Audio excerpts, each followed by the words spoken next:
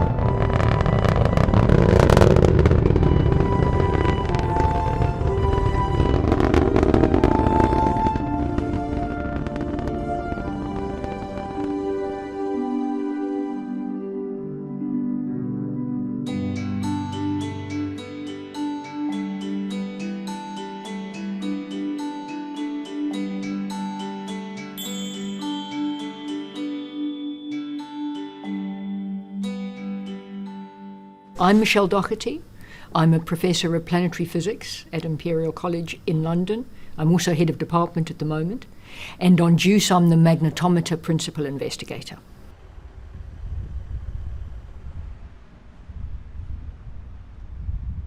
I am Michel Blanc.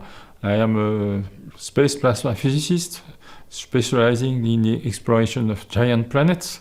It's really my passion, I would say. And I was the originator of the Laplace proposal that led to JUICE at the European Space Agency. And right now I'm also a co-I on the Juno mission, which is flying around Jupiter as we speak. I was thinking the other day about how long I have been involved in JUICE, or the early incarnations of JUICE. And we first started thinking about a mission to Jupiter and its moons back in 2008. NASA had been going to Jupiter.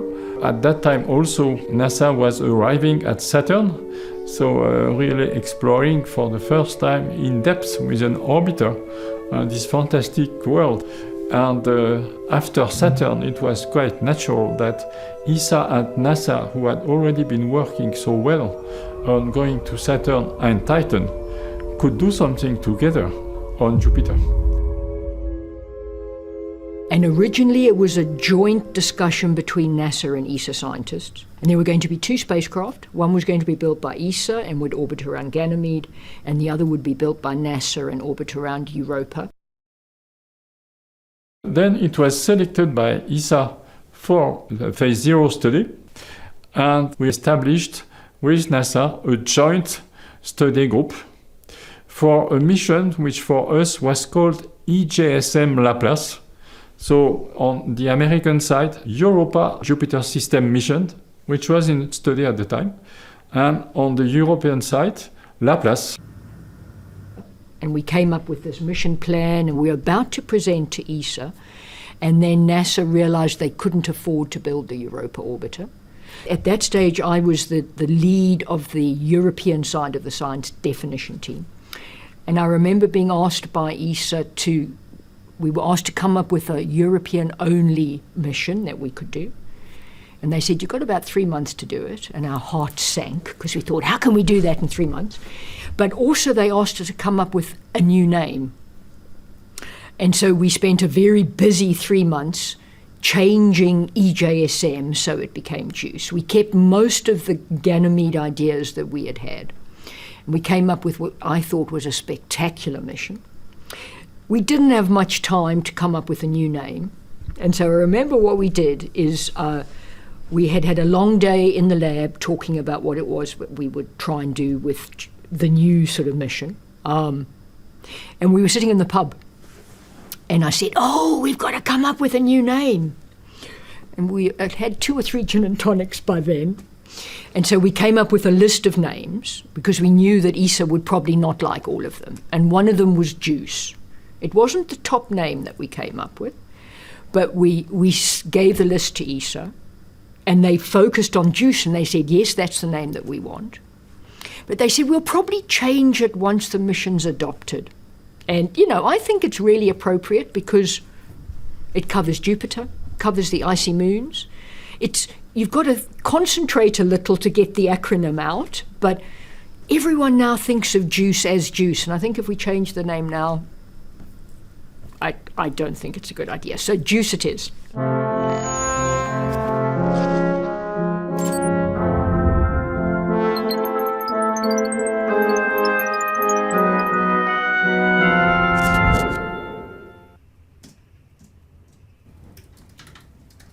Back in 2010, I was invited to become a part of the team that was developing the scientific requirements for JUICE itself, or Laplace, or JGO, the Jupiter Ganymede Orbiter, as it was known at the time.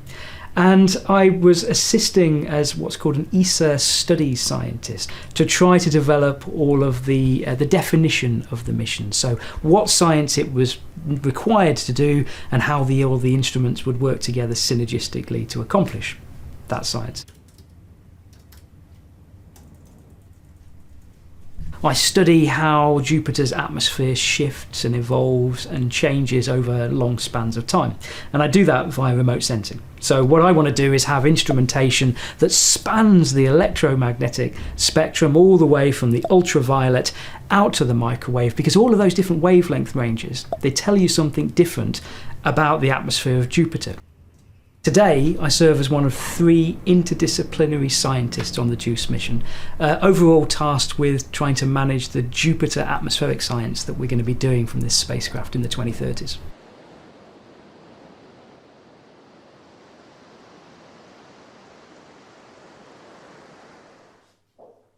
What was in the basis of JUICE is that there was a discovery of oceans underneath the icy crust of the Jovian moons.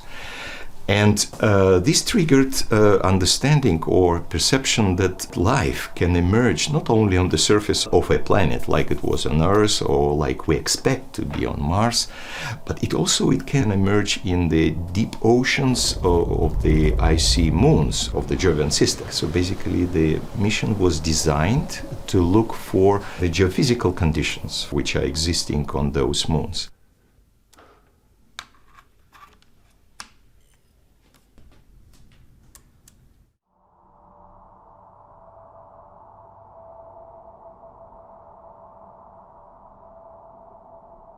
There is a huge diversity of planetary bodies while we are in the same planetary system.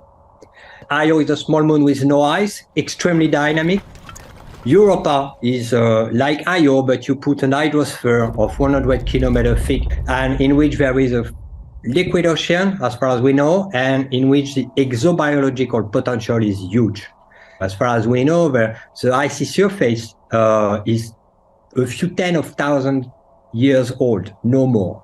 So that means that it has been recycled many times, and it means that the moon by itself is very active due to the gravitational interaction with other moons and especially with Jupiter.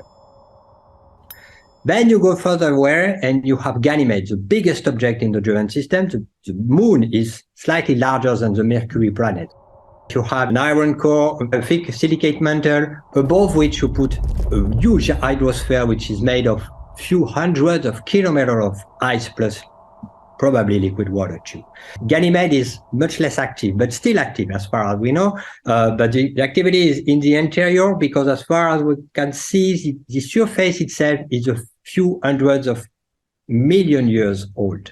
The youngest surface, because there is also old surfaces which are billions of years old. And then you go to Callisto, and there, the body has been in it for possibly billions of years. From what we can see, there has been no activity at all, which has been registered on the surface of the moon. When you get the big picture, you have the big panel of 4 moons, which are so extremely different in terms of composition, history, exobiological potential, geological activity, and so on and so on. The scientists describe these are the open science questions. These are big themes. We would like to go there to resolve those questions. And this is the equipment that we need to bring with us. And this is the kind of mission that we are dreaming of. And this is done together with the agency, because agency here is investigating or studying those ideas how they can fit into the technological capabilities of Europe and of the agency. And so this is the first phase. JUICE is unique in various directions. So first of all, it's a mission which is relatively complete in terms of instrumentation on board. So we can cover all the science themes which the study team has put together in this so-called science matrix. But it's also unique in a sense that it will be the first mission ever to go into orbit around a moon of an outer planet, which is the moon Ganymede, and will investigate with all the instrumentation on board all aspects of science.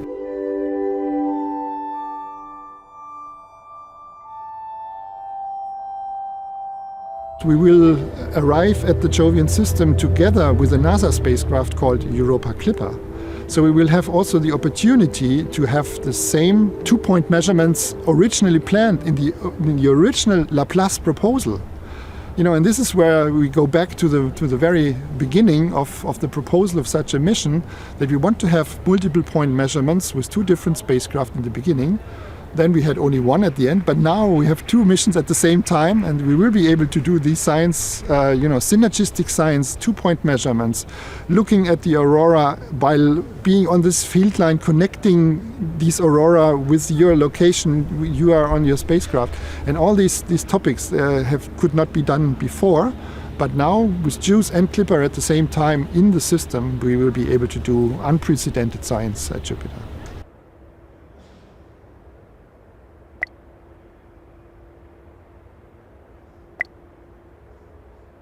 When the proposal is being investigated, the agency, European Space Agency, is putting a lot of efforts, creating teams that can really look into many aspects of the missions. Launch capabilities, the size of the spacecraft, the power which is needed, the transmission of data, how big the antenna should be, how powerful the transmitter should be, and many, many things like this. And of course, you understand, flying to Jupiter is not that we do every day. This is the first flight of ESA, of Europe. So that means that there are lots of technologies that need to be developed. So after this first round is done, we call this assessment phase. Basically, feasibility of the mission is assessed. And we, together with the scientists, they come to the conclusion that yes, it seems that it's possible. There are no showstoppers. Then we go to the next phase, the phase B, which is called definition. It is more engineering. So here we define interfaces. Here we define how different areas of the spacecraft or of the mission will interact with each other. Where do we put focuses? Where do we have potential issues? And so it's more careful scrutiny of all the elements of the mission. And after this is done, and when we have a conclusion that yes, the mission is well defined, we go to the implementation phase. Basically, we push all our considerations, ideas, everything to industry. And industry, with the big teams, they start really creating the spacecraft.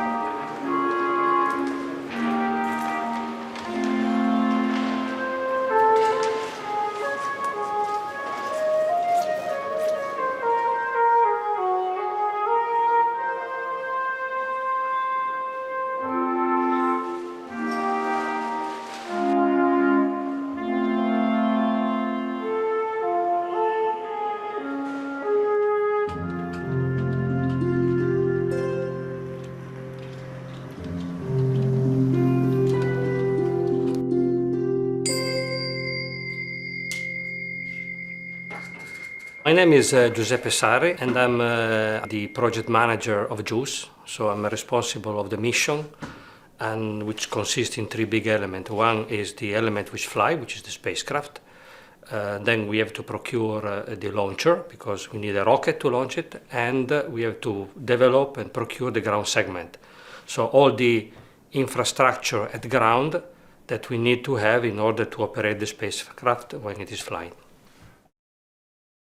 The industrial phase, so the building of the spacecraft, started in July 2015, so it's 5 years ago. And we are at 2 years and a half, less than 2 years and a half from launch, because our launch date is May 2022. Like all the space program, JUICE is really a program which put together a lot of countries.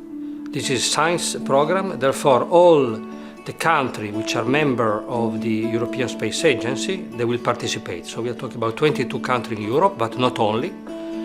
We have contribution from the United States, contribution from Japan, from Israel. So it's really an international endeavor which is focused on European participation. Just to give an example, only for the industrial part, so not talking about the instrument, only for the industrial part, we have 83 different companies delivering hardware for JUICE. On top of that, we have a lot of scientific institutions, observatory, research center, National Space Agency, and those are providing the instrument. So it's really a work of the full Europe together.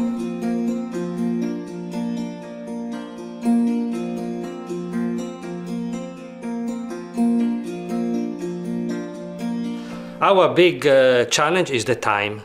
In fact, we cannot go straight to Jupiter because we would need a super powerful launcher which does not exist.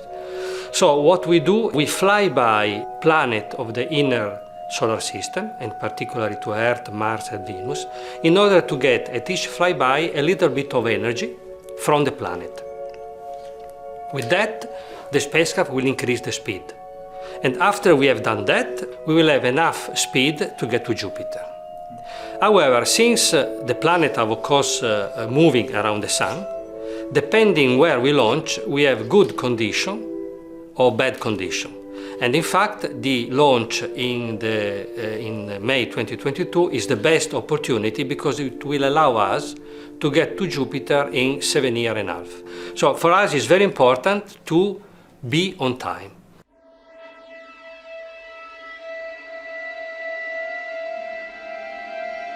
In the past 2 weeks, the number of cases of COVID-19 outside China has increased 13-fold, and the number of affected countries has tripled.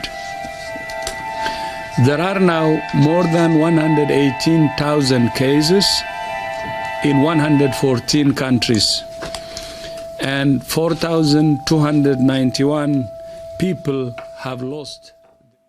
I'm in the team here, in the JUICE team, since 2014.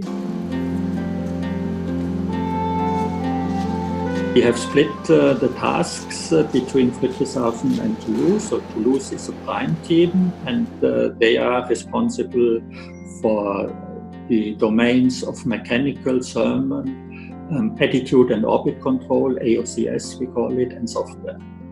Airbus Friedrichshafen is responsible for the assembly of the spacecraft. So that is the main group of people in my team. And then we have electrical engineers working on electrical engineering and EMC, electromagnetic compatibility. And that is a very important topic in JUICE. And it's one of the strengths of this Friedrichshafen site. So we have specialists in these domains and a lot of experience and heritage from previous satellite projects.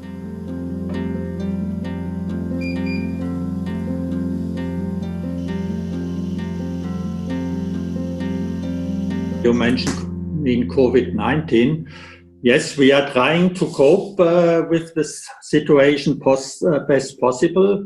We have installed a special organization in our team to go in a two-shift modus, so with two teams. So we have a red and a blue team, which were separated in time and not meeting each other.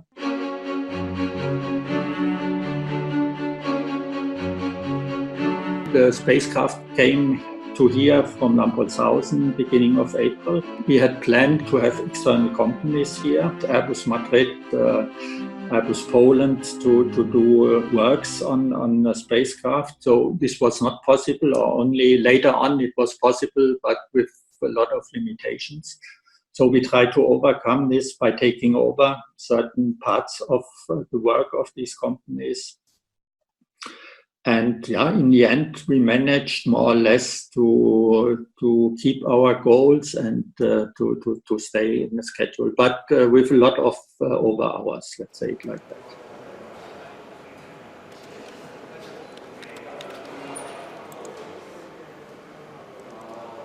It's a very interesting project. We have a very exciting topic and we have a straining schedule. So my start with the project began shortly before the COVID crisis, so it all started already, the work being a bit more difficult with the shift planning. We couldn't exchange so much in between shifts because we really had to separate the people. So this was a very strong experience, let's say like this. It is a multinational project, so it's a lot of working together with the colleagues in like Spain or with the colleagues in Toulouse, French colleagues. So we have a lot of WebEx calls even before, just to understand and to discuss the problems we have.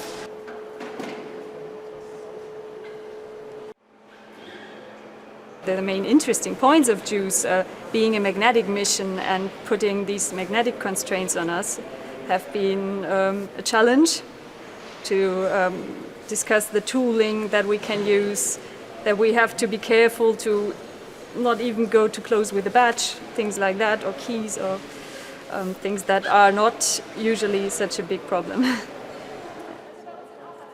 I had a warm welcome. In the mechanical team, I'm indeed the only woman, but in general, it's not a big difference to other projects. Here in Germany, we don't have so many women in engineering.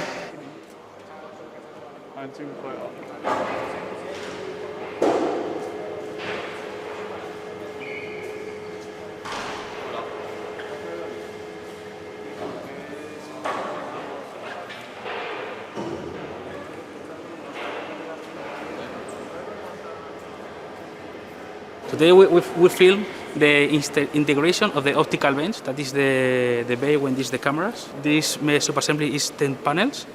In Madrid we pre-manufacture 10 panels and then assemble it together and then bring it here to Friedrichshafen and then mount it on the spacecraft.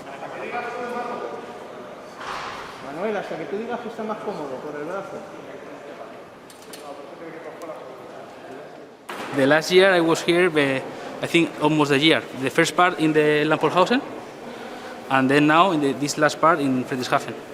And also we will be here during the next month also. I involved with this mission near 5 years ago. We start with all the design, how to mount it, how to manufacture, was very special. And from this part until this is a big moment.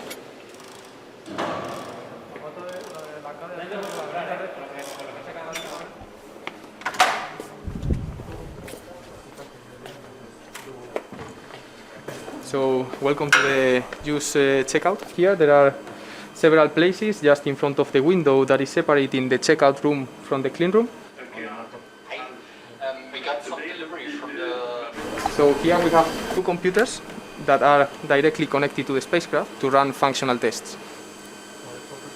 In the functional test, what we do is to switch on the spacecraft and test that a unit is functionally doing what it's supposed to be doing.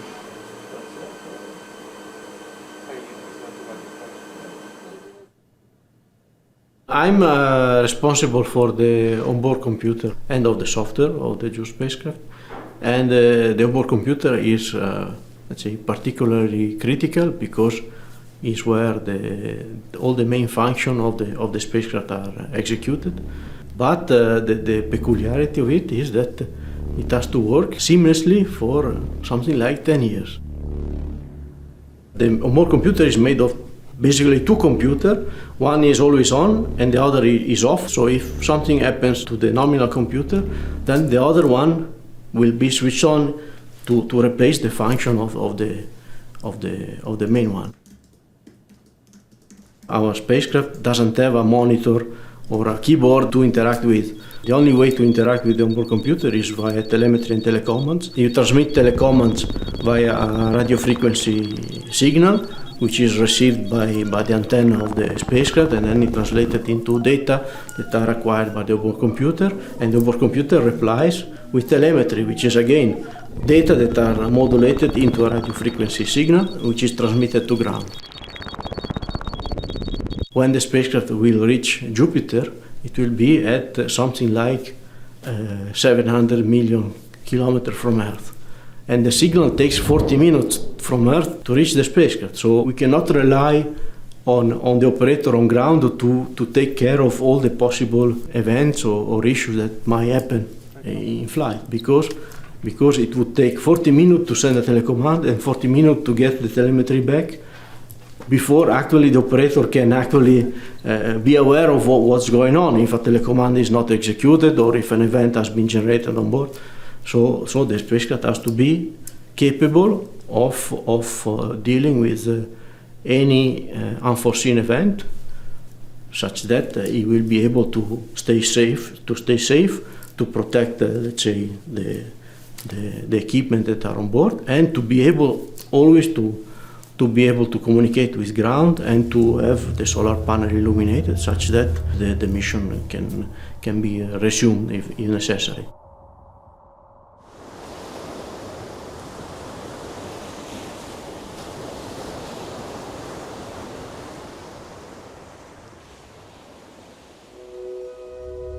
To operate a spacecraft, you need energy, you need power. And normally we get power from the sun using solar array.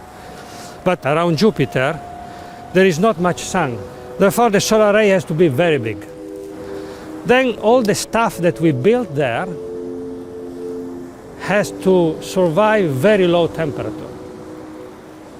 And the third one is that the environment around Jupiter is plenty of electron, proton, heavy ion coming from the sun, coming from deep space, coming from Jupiter itself, which are all collected around Jupiter by the magnetic field of Jupiter. And also to build electronics which can survive this radiation environment is very difficult. Now, each of the three things we can do, but putting the things together is really the challenge. That's why I think the solar array, which is very exposed, and put together these three difficult technology is really a great piece of engineering. Maybe a piece of art. Ja? Ja, zeg maar. Tel maar op. 3, 2, 1, go. Ja, maar was het mis? 26 erin volgens mij. Ik zat daarnaast. En 1 seconde had jij, hè? Today is quite an exciting moment for the JUICE Solar Array program, because we are performing the hot knife deployment of the first solar array wing, and that's quite interesting because it's the first deployment of the integrated wing, where we cut the actual restraint cables of the wing, like we're doing in orbit. There are some features to it, of course, because our JUICE Solar Array has an inline system and a lateral system, and on ground we can only deploy one system at a time. So we'll see today is only the inline deployment after release of the restraint cables.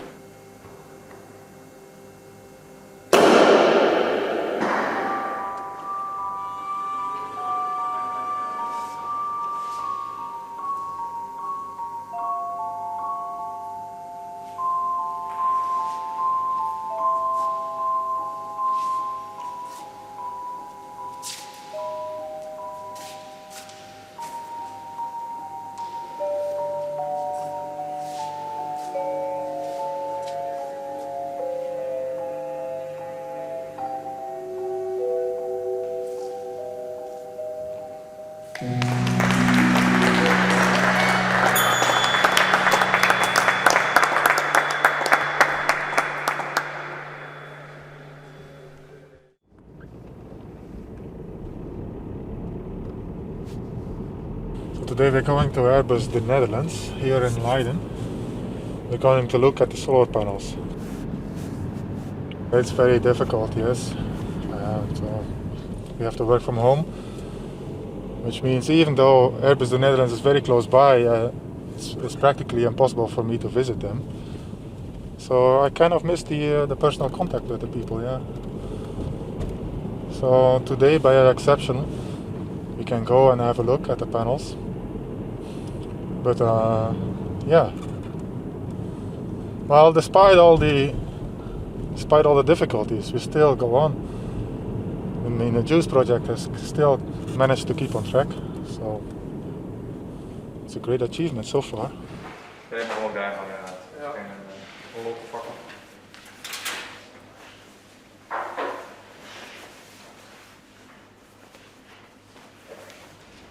Deze 4 nog helemaal bezet.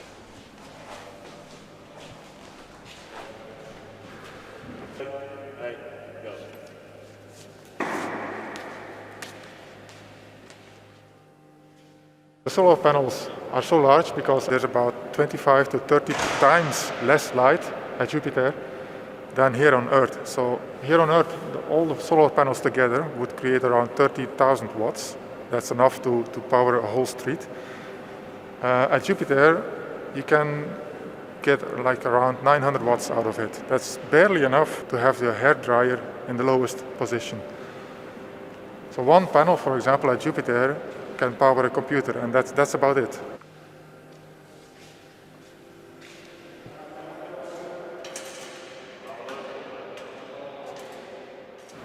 So you see these wings, you see them on the video in a deployment, and you say, wow, that's impressive.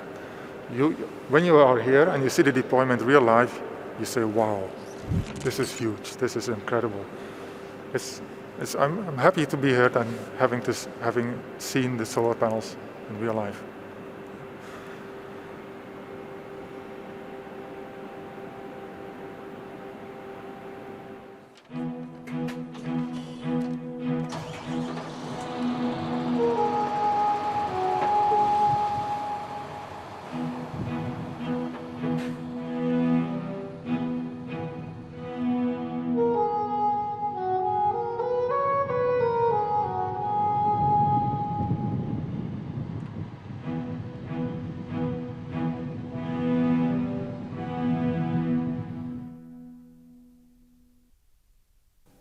After 1 year of activity, after 1 year of COVID, the spacecraft is more than 80%, probably 90% in the final flight configuration. And this is a milestone which is important technically, but also psychologically, because the team see that an effort is paying off, that we have already the spacecraft to test.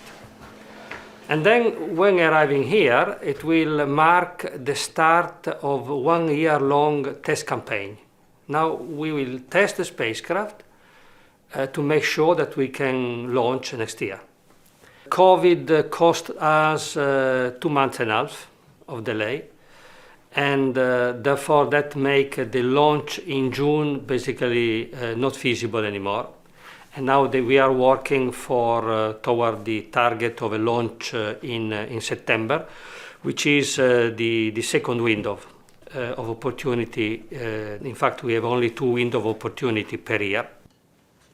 Today, the spacecraft will arrive. The transport will be with 5 trucks, which will arrive in 3 days. The first 4, they are carrying the mechanical and electrical ground support equipment. So all the hardware which is necessary to operate the spacecraft, but also to move the spacecraft in the clean room, because the spacecraft need to be stand vertical, then horizontal, then incline, depending which activity, which integration we have to do. And then the last one would be the spacecraft itself, and the spacecraft will be carried by a huge truck. I think it's 21 meter long and 5 meter wide. And the transport will last 3 days, in fact 3 nights, because the truck is so large that they cannot travel during the day.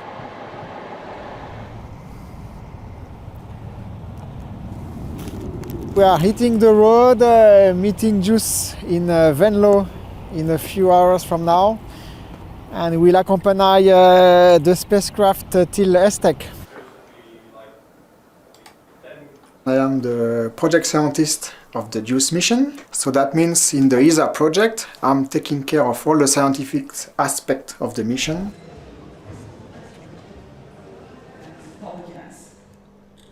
I am chairing what we call the science working team. So in this group we have 11 principal investigators. So that's the person who delivered the instrument to the JUICE project. We have also 3 interdisciplinary scientists which will look for connection and scientific connections between the topics and the instrument. So the core team, it's really 14 people. But behind that, every team is composed by a number of scientists. So if we count all the scientists in the teams, we arrive quickly to a number of 400 people. In Europe, in the US, we have a strong US participation. We have a strong contribution from Japan as well. So in fact, all around the world, we have scientists, something like 400. Official scientists of the mission. But if you count all the student, the PhD, the postdoc, and other people who are not formally part of a team, we can quickly end up with 1,000 people. So there is a big community behind the mission. We have a lot of expectations. We would like to get great data to do great science in 10-15 years from now. So we really have to build a good spacecraft and a good instrument to satisfy this big community. It will be a very important mission.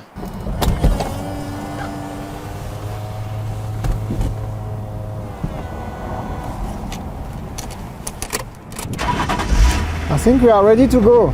Let's meet JUICE.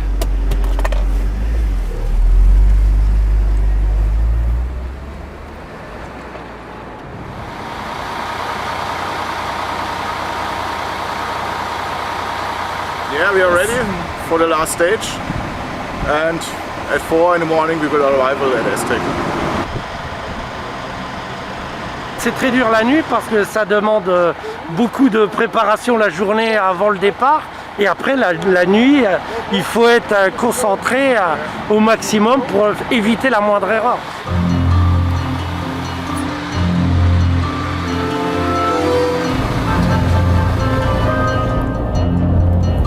Ah yeah, I think I see the spacecraft. I see the big white truck.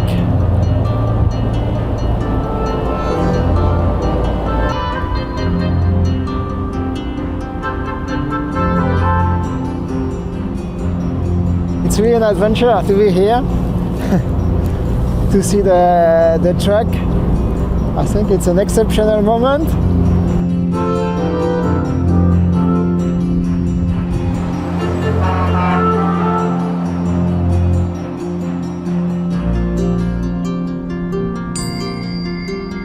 We have done a route survey in the week before of the transport to make sure that the spacecraft container can pass every highway bridge. The security is going at the gate. It's like expecting the delivery of a baby.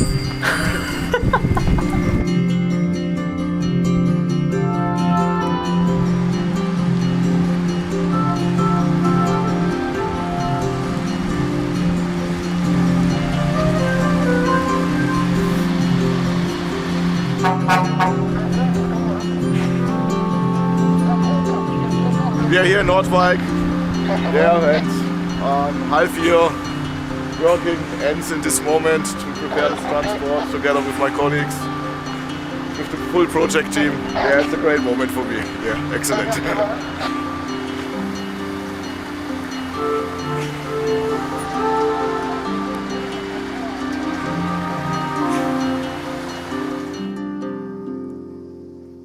Het is alsof je elke keer met een grote circus op reis gaat. En op sommige plekken moet je zelfs je eigen wc-papier nog meenemen. Maar niet hier, hoop ik. Nee, hier niet, nee. Nee, hier niet.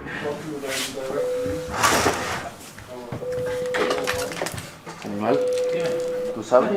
We are going to pass through this cable and another one, so people don't start stumbling with the cable every time they are walking in the checkout. I see you. Very nice. It's not direct to the Bodensee, but you drive a few kilometers. Yes. Only a few Anna, is kilometers. this? No, the other one. Directly at The other one. I see. Can you see my hand? Let me know whenever I can. 12 years in the Eiffel. I studied at Aix-la-Chapelle. He got, I think, a space of 1.50 meters, something like this, below the floor. So if you remove all the floor, we can make a swimming pool here inside that room.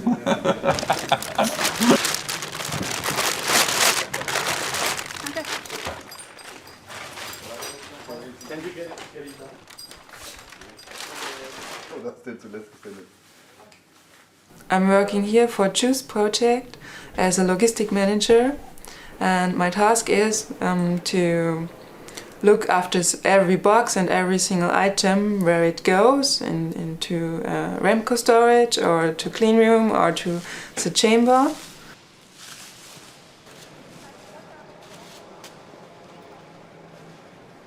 I have a list, so I can check if the stuff is in which box. And otherwise, I have to check in my brain when the people say, I need an orange cable. Okay, I have to think about it. In which box could it be and what could it be? So I'm asking questions to the people, and then I get some information which I can use for the search in the packing list. In my free time, I also interested in astronomy. Yeah, so I have some colleagues also interested in astronomy, and I can talk with them about this project and what results are expected. Yeah, that's very nice.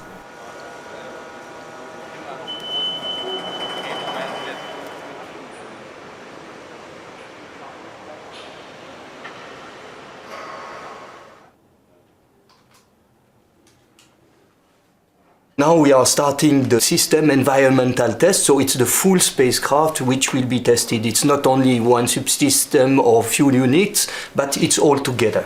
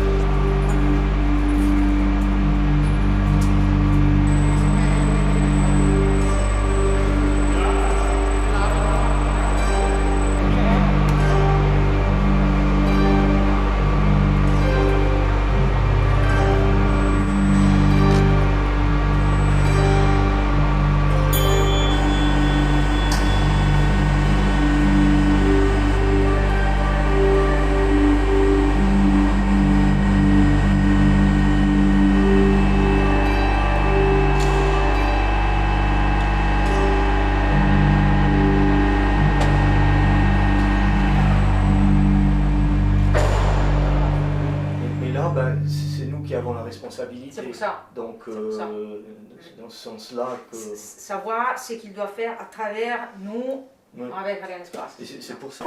Colorful, beautiful. You know how I like to make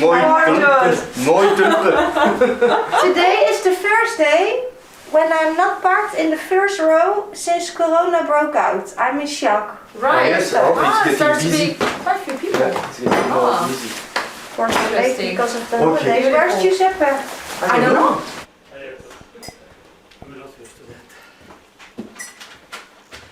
Morning. Morning. Morning.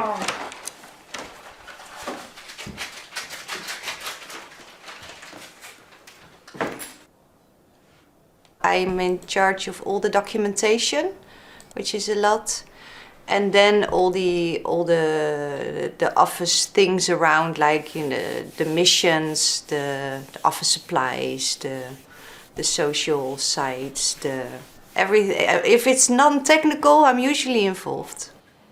Because we also need to. Our office doors are always open, because we prefer to, walk around, talk to each other. Same with Giuseppe's office. He's very approachable, which is how we work, because there's no real boundaries or hierarchy. We just, it's a very open flow also for the information. So it's a very good atmosphere, I would say, yes. Hij heeft zijn badge al.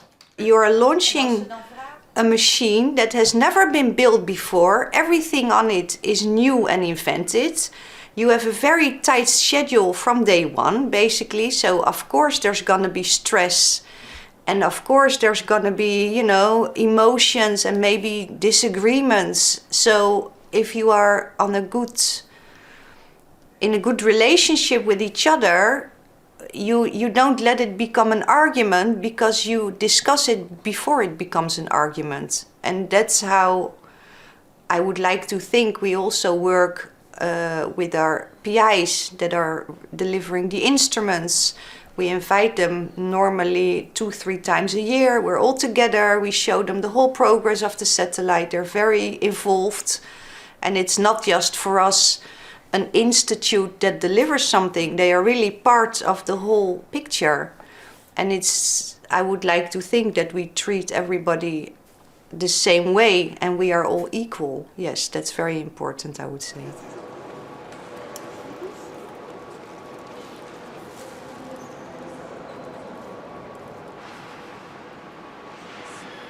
For me personally, I've seen, I would say about 30,000 documents about it, but now I actually get to see it in real life. And you're like, oh my God, we actually did that.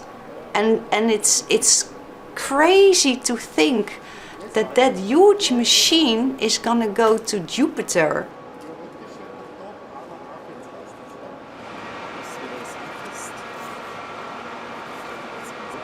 What we do is we start with an empty satellite, and we just equip the satellite with all the instruments, starting from like the tiny sensors, like the sun sensors, up to the like a huge beast of the high gain antenna.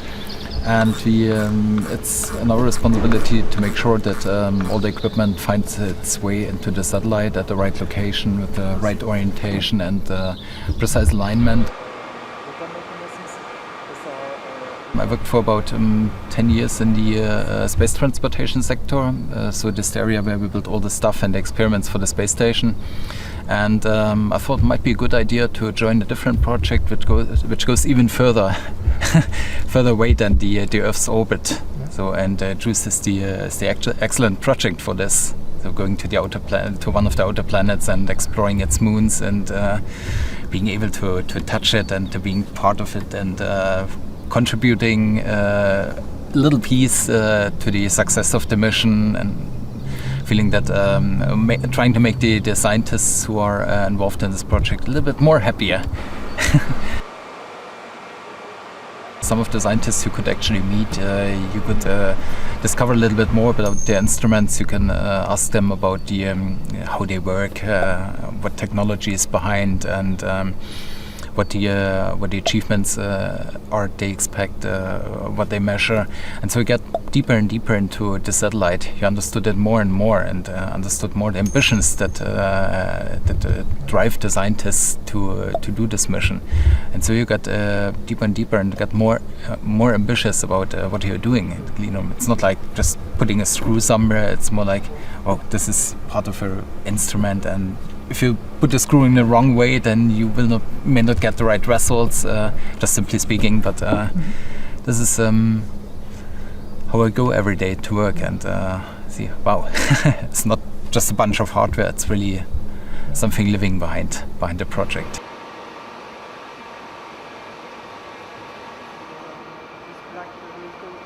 The instruments are built in different institutes all over the world. Europe, also the US, also in Israel, and some elements also in Japan. So in order to build these instruments, the money comes from the States, and there is no contract between us, the spacecraft, and the instruments.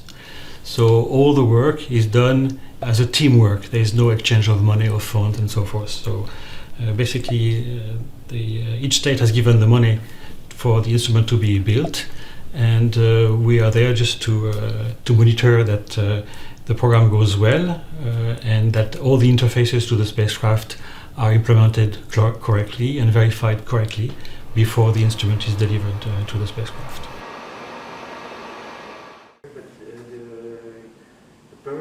Here we are in charge of operating the test facilities of the ESTEC test center, which is the largest test center in Europe.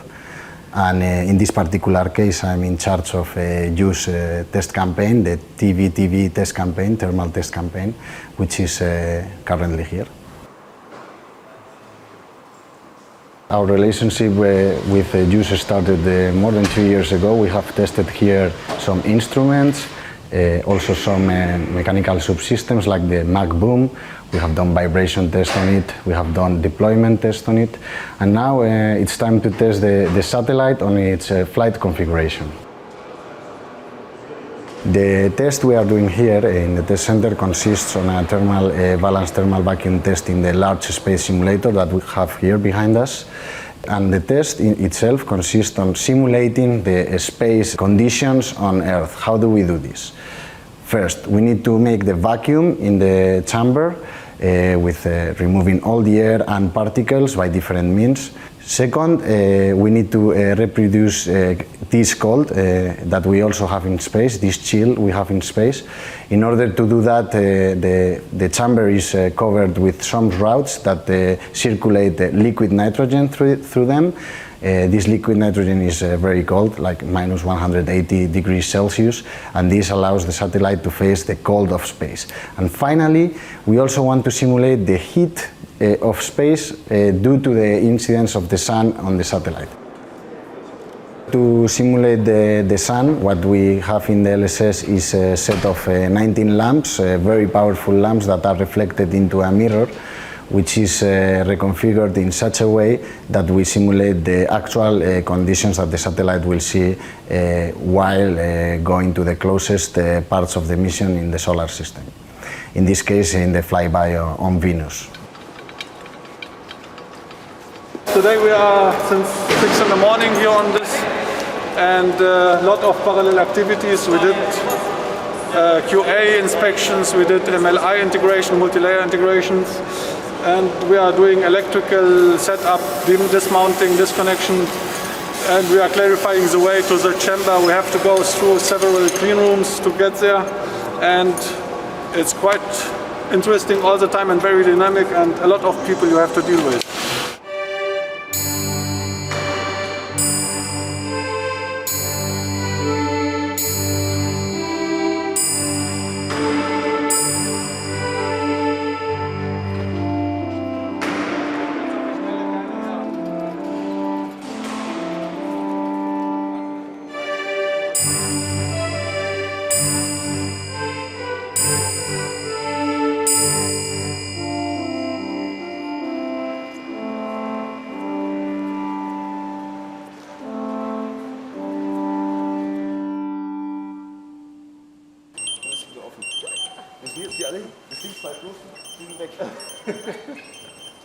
Ich folge dir, Christiane.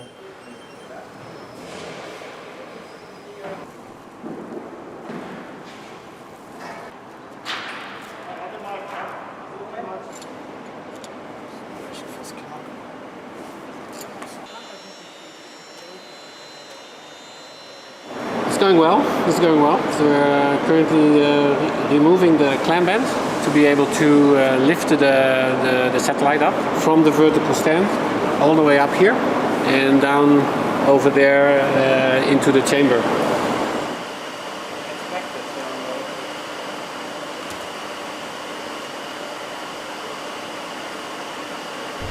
I had the feeling that I got connection with a product. I never had something like this before. I always had connections to people. Okay, this is normal. But I felt a warm feeling inside my stomach, and I felt how my heart is beating, and I was holding the lines while we were picking up the spacecraft from the below of the clean room to bring it upstairs to let it inside the large space simulator, LSS. So, and it was like I was holding something very special. inside my hands. And this was a very emotional moment for myself with shoes. Yeah, we had every day new challenges and every day new possibilities and opportunities, and so I was developing my personality with it.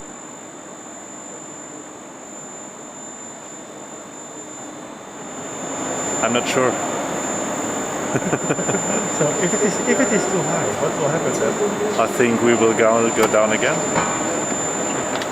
back to the floor, and have to remove the yellow sling to gain some more heat. Ja, lass Frank das andere halten und gib mir das. What is the... Well, it depends what you're betting. Are you betting against it, or that it fits or not fits? A full box of beer. A full box of beer? Yeah. For if it not fits? And Probably. I get a cappuccino that is fits. Okay. But a good one, huh? A good one? Yeah, with foam. You know? The real foam. With foam and with some chocolate powder on top? Sprinkles, yes, exactly. And a cookie. And a cookie. Exactly. Okay, deal. Yeah, okay. Okay. The box of beer is Heineken, right? Corona conform, yeah.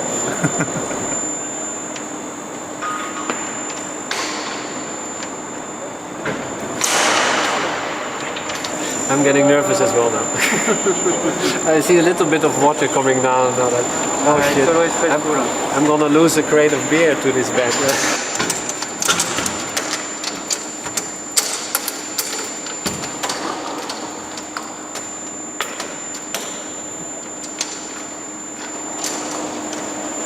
It's a little underneath.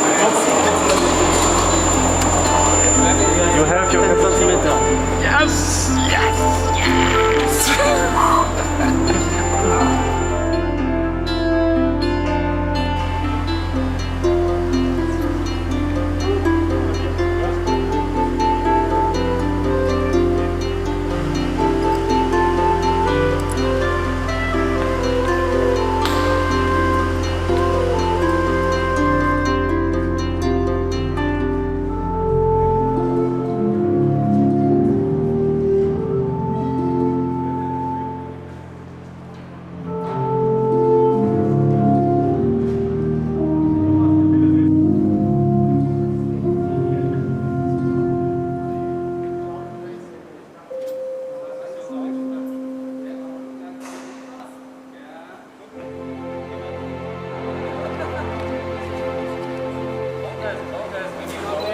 Okay, ready?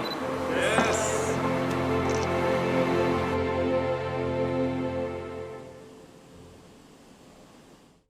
tourne comme ça. Là, il va mesurer un tilt selon X, mais tu le tournes selon Z.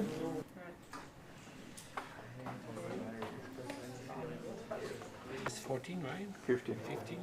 Goes fast. 15. 6. 2021. We are preparing for what we call the dry run. So basically we are switching on the spacecraft in what is the kind of the configuration for the TBTV, so for the test. And then we start to check that all the thermistors and all our sensors are okay. We start first with an horizontal orientation of the spacecraft, so we verify that the readings are correct. Then we prepare the spacecraft in the same configuration that will be in one specific phase of the TBTV test, and we exercise the rotation of the spacecraft itself to see what is the result, what can we see, what can we measure, and this will give us also a reference for later. It's like it is flying into space.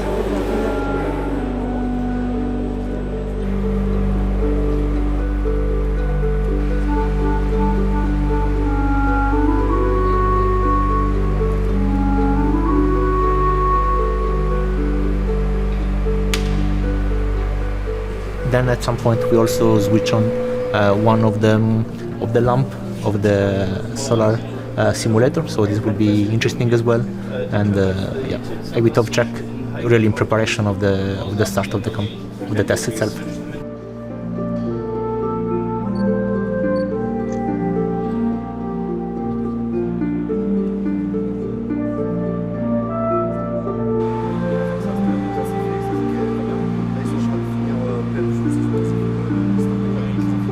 On a project such as JUICE, there is several people on several groups for different domains such as harness, functional, mechanical, etc. So all those persons or group of persons are working on their subsystems or their domain, and my role is to have this all them working together on doing the coordination on technical point of view. So this is, let's say, part of my job as system engineer. On the TBTV, I had a specific role in addition, which was a deputy test manager, a campaign manager. So I was in charge of doing the coordination of the persons there as well with Jeffrey. Because the team was quite large. We had in total we had more than 120 people, different individuals, so it was quite large. And with the COVID conditions, it was quite challenging, but great experience. It was a dream actually to work on such a project like this. Kid dream. And speaking about kid dreams, let's say, I'm a Lego enthusiast, and here for on my professional work, let's say, I like to make the design, the model of the spacecraft on which I work on, and to share it also with my colleagues who likes as well those models. So I have a series of my models. It's like a small collection.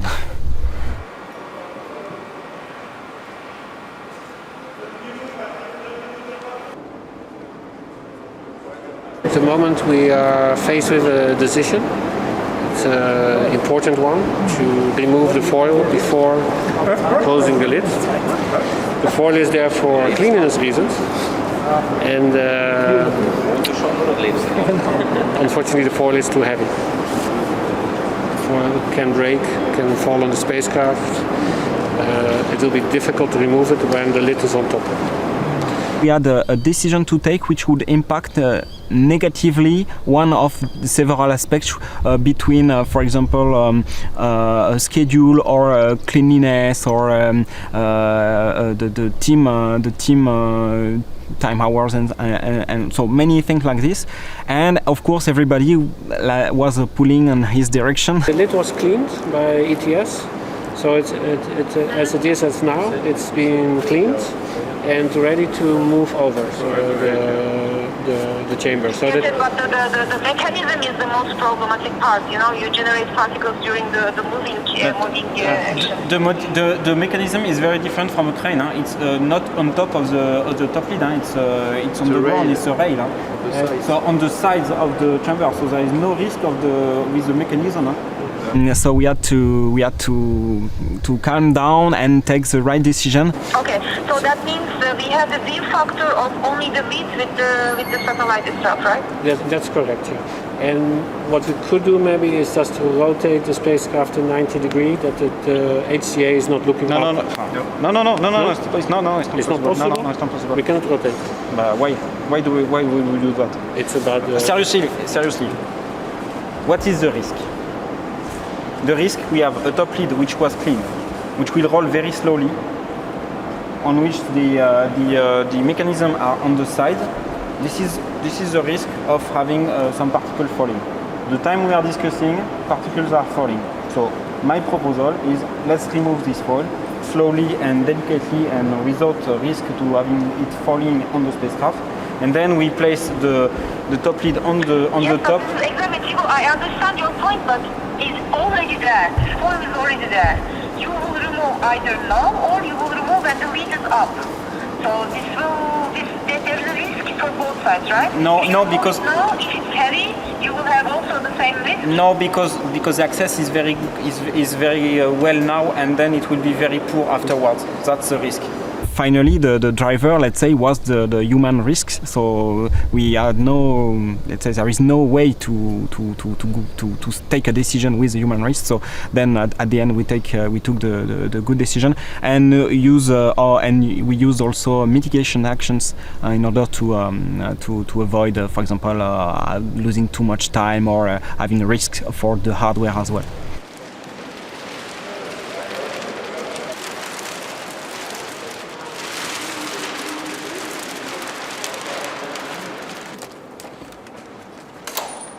Bye bye.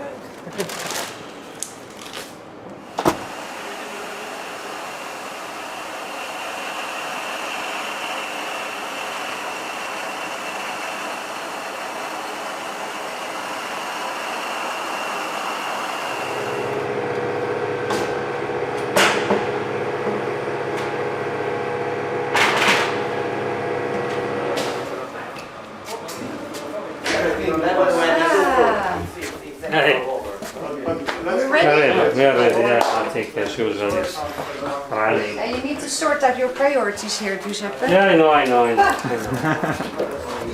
Right. So, I think we have to start with this one. You start with this one. Today we celebrate the birthday of Elma and the start of the TBTV test. So 8 Jahre die Punkt, aber ich bin aus dem Dreiviertellager nicht ganz drum. Was? Das ist der Ernst Brot. Ja, gut. Thank you so much. Happy.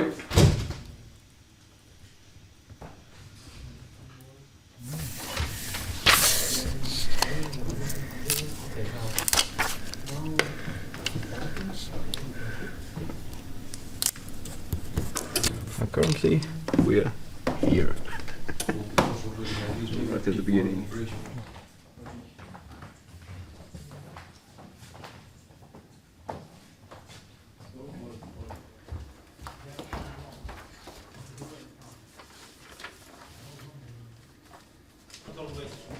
Il y a une faute pour Enable, enfin un template Enable, un template Vue, c'est N018 pour multi-comptable.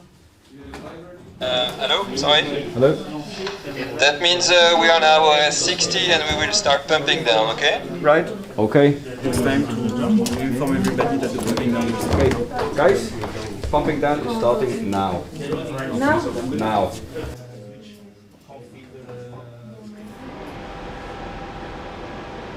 I was the quality representative for Airbus, and we were yesterday closing both doors of the chamber, first the upper one, then the 5 meters front door.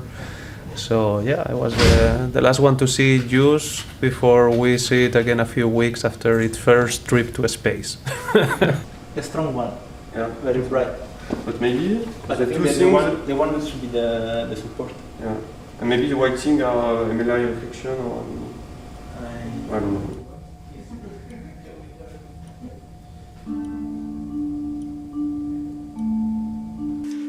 I think. No, I'm fine. Ready? We can go. Yeah, it's okay. Okay. So Let's go. Okay. See you there. I was doing it every week for some time, for long years, for 20 years, now less. Yeah, we try to do it regularly when the conditions are there. So, but today we do it again. Just a special case, a special juicy case. Okay, so let's go.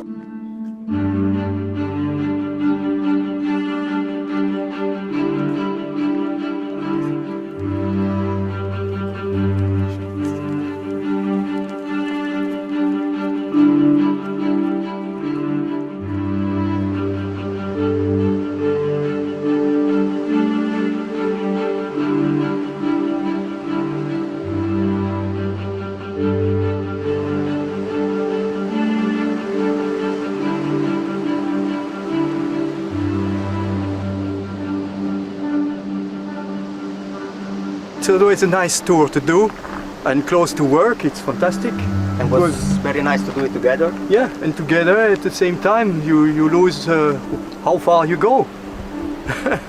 Hey, you used to do that mainly before the pandemic? Well, it's good to take a break from time to time during the day. So, but yes, we need to go back to that more often.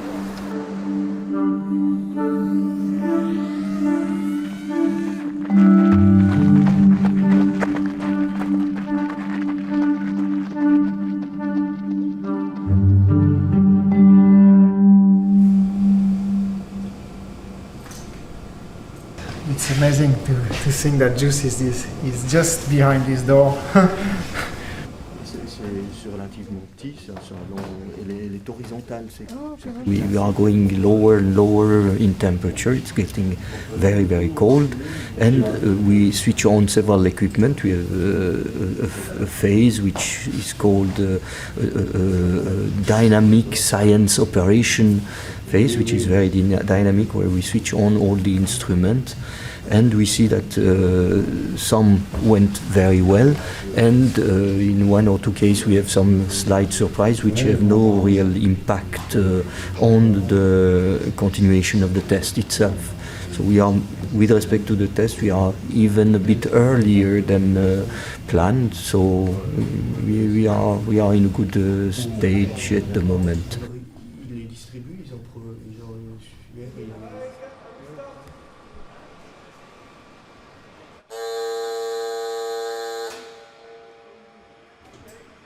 It's incredible, but seems that we are really at the end of this test.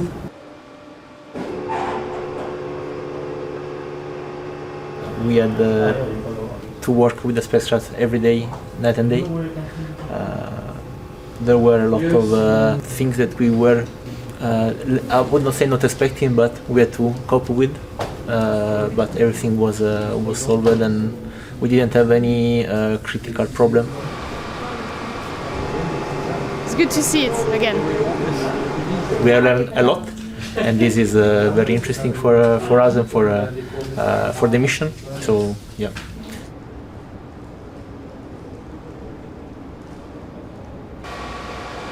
We were here both to monitor the spacecraft during all this phase where the spacecraft was on vacuum and sustained to extreme environment.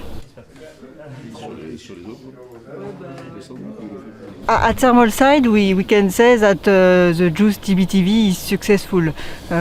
We have validated the thermal design of the spacecraft. We have validated the passive thermal control, meaning the radiators and the heat pipes, which allowed the units and the instruments to work below the maximum temperature limit. And we have validated the active thermal control, meaning we have demonstrated that the heating power installed is sufficient to maintain the temperature of the spacecraft above the minimum qualification limits. And in fact, we have validated everything to cover the whole mission from Venus to Jupiter. So it is really a big achievement for us, because it was also several years of preparation, and to see that it went well, especially also with the sunbeam for the last phase. It was really amazing to see how it works. I think it's really amazing to work on mission like that. I mean, when you look at the sky and you see Jupiter and you're just thinking, okay, we go there, it's incredible. For me, it's really it's really challenging, and I think yes, the whole team is also amazing. So it's really nice to work with also a lot of people involved as you are in this project. Yeah. Yes, I feel every day very lucky to be part of this project. And when I see JUICE in the LSS, I imagine it in the space and running to Jupiter. It's wonderful. The spacecraft today is still in the chamber. Will be removed from the chamber. There will be inspection. then it will be installed in the transport container. This takes some time because all the activities are very complex. And we will transport to Toulouse with an Antonov flight, and it shall arrive in Toulouse on the 10th of August.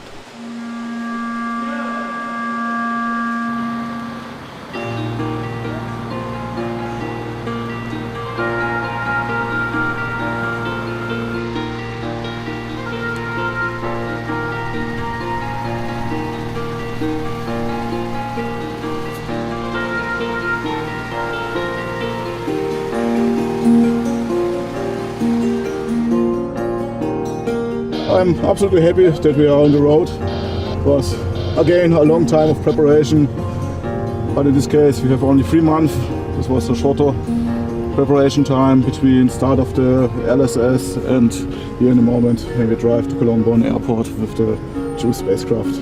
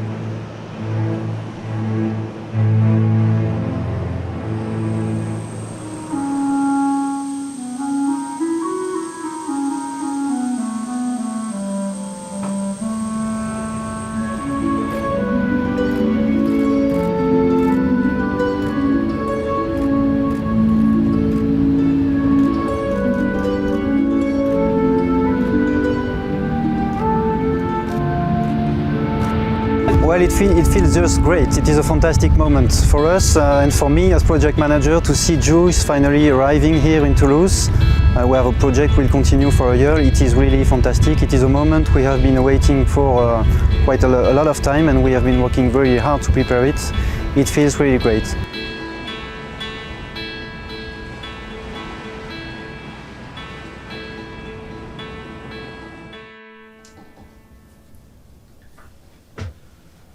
So now we will see in the movie why this program is accumulating delay, because the project team is spending all the time drinking coffee. We have missed the launch opportunity that we had in September this year. The key reasons are further delay of few instruments, or the latest instrument, a couple of problems on platform equipment, that we have to remove the platform equipment and repair them. And then the COVID. In 2021, the COVID was as difficult as in 2020, so we continually lose time because people was sick, people was not available, and so forth. So we missed the launch date. We didn't miss much, couple of months, but if you miss the launch window, you are gone. And therefore, we have now a new baseline, a backup launch date in 2023.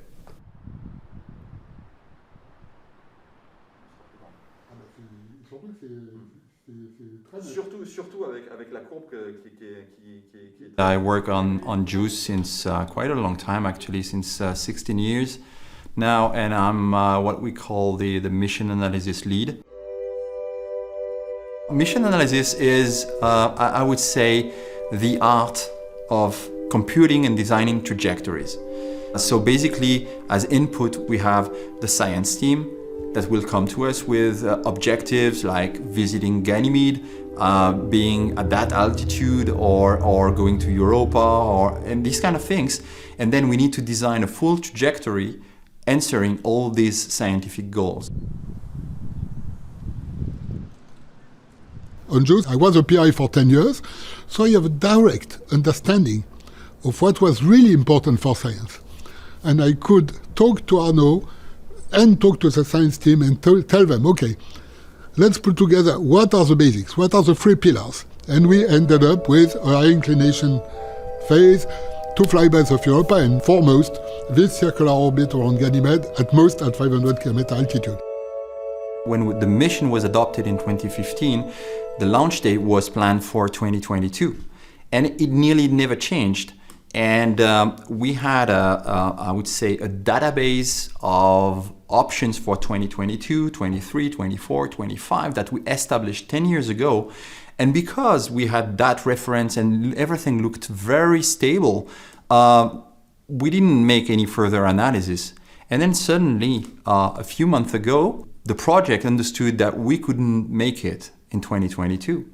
So we had urgently to find something new in 2023. In 23, we had 3 options, 1 in April and 2 in August. We wanted to use the 1 in April. The drawback of the 1 in April that we had was that it was very long in terms of transfer time to Jupiter. But at the same time, Yves had done some analysis and came to us and said, on top of these options that we derived 10 years ago and that we use as reference, there might be another one that would live in April and that whose duration would be shorter than the one we have in the database. I decided to look whether we could have something earlier. And this is where I found this idea of launching in the equator while it is close to the ecliptic, which is the orbit plane of the Earth, which is unusual. It's not part of the normal way of looking at opportunities.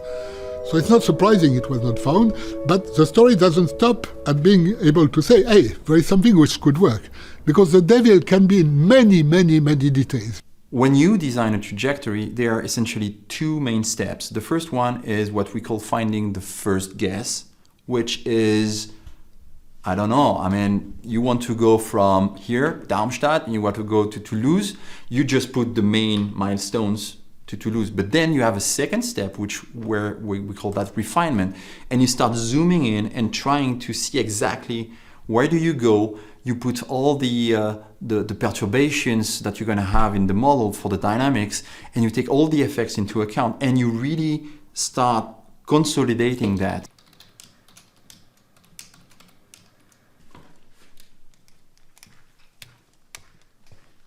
My idea was not enough. It really needed a lot of consolidation. As Giuseppe Sarri was saying, I proposed the idea and Arnaud and his team made it real. And the official validation of a launch opportunity that has to be done by ESA because ESA is in charge of the project. We have now a launch date in April 23 with a window of opening on the 5th of April and closing on the 25th of April.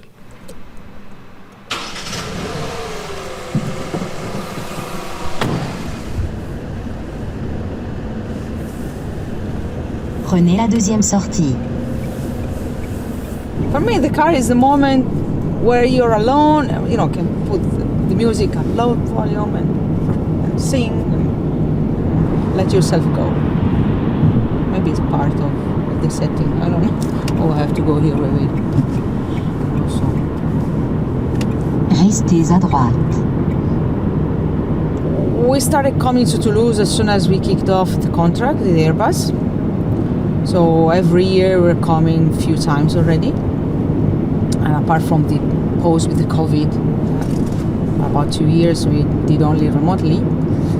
Now restez à gauche. We started coming more often because now the spacecraft is in the final phase of integration, and we start with the test campaign.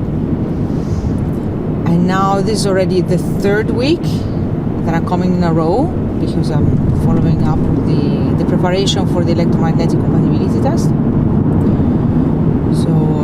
So with some colleagues we are working a shift, so we have to be here to follow the test.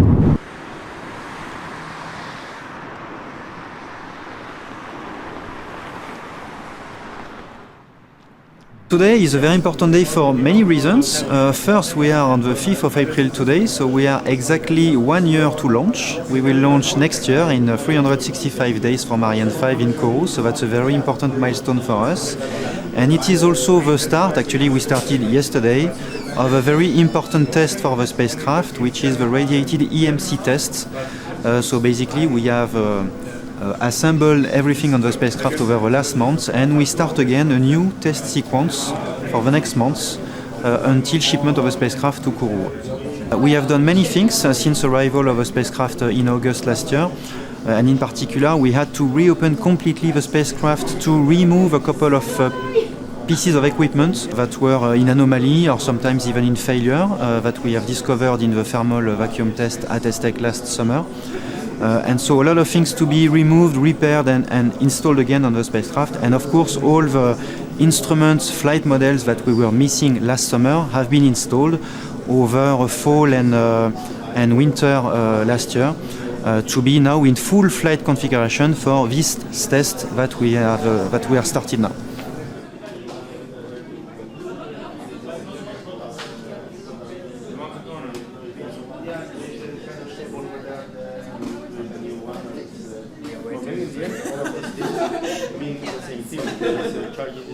Here in Toulouse, they are really used to have a lot of different spacecraft, especially for telecom satellites. So JUICE is a bit different because it's a science mission, interplanetary science mission.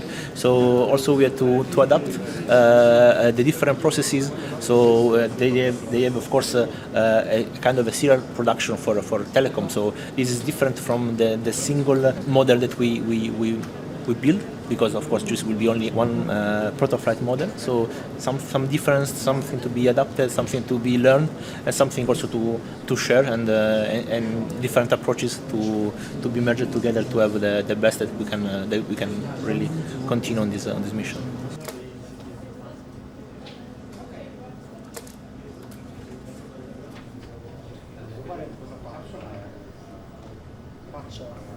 I'm one of the JUICE payload engineers.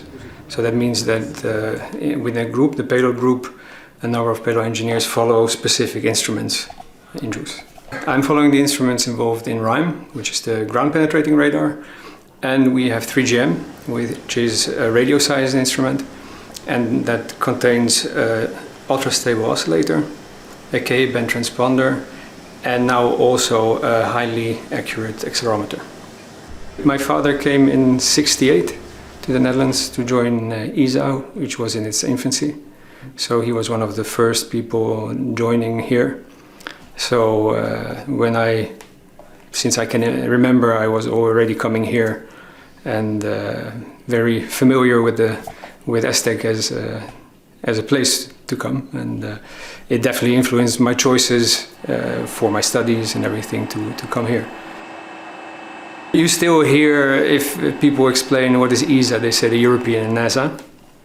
So it's a fact that the visibility of ESA isn't as obvious as NASA, but we are improving. We're improving. I think Rosetta was a very good example, where we got a lot of attention, a lot of exposure, and I think it's the trend of the agency also recognizing that in the end what we do is financed by European member states, so we also need to show them what we are doing and also to understand why things are so challenging. And I think with JUICE now, also part of what we're doing now, also these interviews and what's being posted on the web, I think it's part of explaining why things are complex. From the moment you start building it to the launch, it can take almost 10 years or more, depending on the mission. It's because everything we do, you can do before you launch. After launch, it's gone. So you have to check everything. You have to make sure that everything works. And only when everything is checked out and you're convinced, then you start. But once it goes up, that's it. You can never change anything, especially interplanetary, where it really leaves, and that's it. Here we are in MVS facility. Here the goal is to recreate the vibrations and the noise that will occur during the launch of JUICE.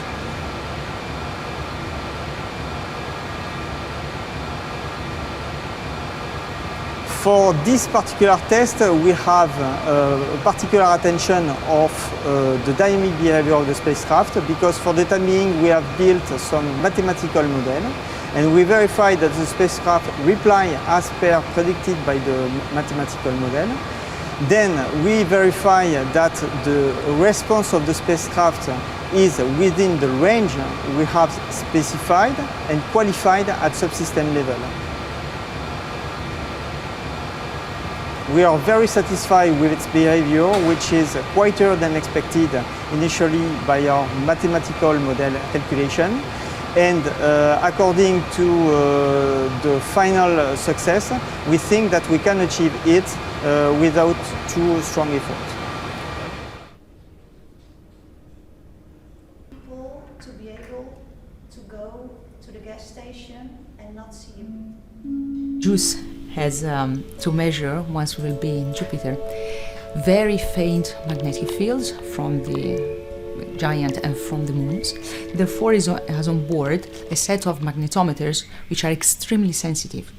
And for that, we have to make sure that the spacecraft is extremely clean magnetically wise. This is our facility for measuring the magnetic emissions in time domain, so the changing magnetic fields of all the units built into JUICE. We have several sensors arranged around the unit we want to measure, and then we capture the time profiles of the magnetic emissions, and the requirements are such that the cutting-edge scientific instruments integrated on JUICE are not disturbed by the spacecraft, and the emissions should be even lower. And this in the clean environment of free space, and the question is, how do we verify this on Earth? And in order to do this with off-the-shelf equipment, we use a trick, which is the extrapolation. So we measure much closer to the units, and then we can extrapolate and even verify these harsh requirements. We were very lucky that right after developing this new facility, JUICE was the first customer in order to apply these methods. In August, we made a test in the clean room in Airbus in Toulouse, where a set of different type of magnetometers that were set around the spacecraft to capture all the possible disturbances while the spacecraft was working. This type of test at spacecraft level had never been executed before. And it was fantastic because it really worked extremely well. And what we discovered as well is that the spacecraft is extremely magnetically clean. It was 1 week of very hard work. It was really, really intense. But we worked so well all together like a single team that we had really beautiful results. Really, it was really amazing. It was mind-blowing.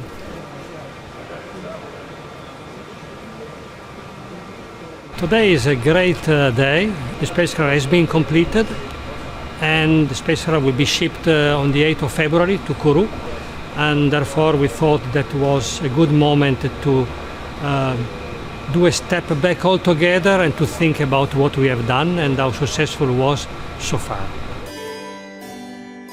We have made a tribute to Galileo Galilei. He pointed the telescope to Jupiter. He discovered the 4 moons, 3 of which are the moon where we are going, Europa, Ganymede and Callisto. So we decided as a tribute to him to engrave on a large piece of thermoblanket 3 pages of his book, the Sidereus Nuncius, where he recorded this finding.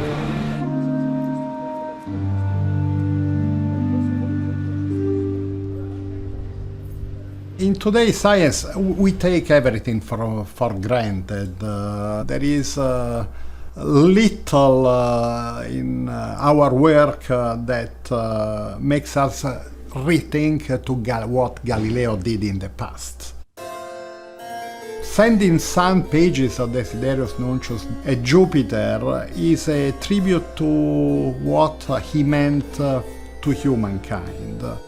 Reading those pages, the astonishment with which he noted the position of these little tiny stars moving from day to day around Jupiter and showing the existence of a mini solar system within our solar system. It was not called in this way, of course, at that time. Is something really fascinating.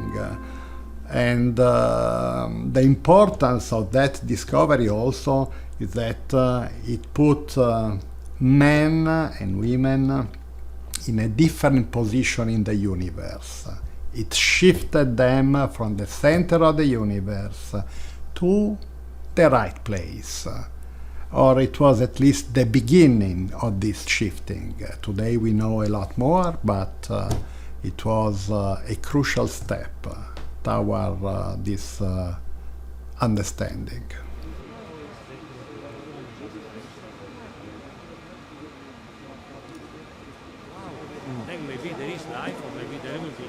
Und es befinden sich die Magnetometerinstrumente.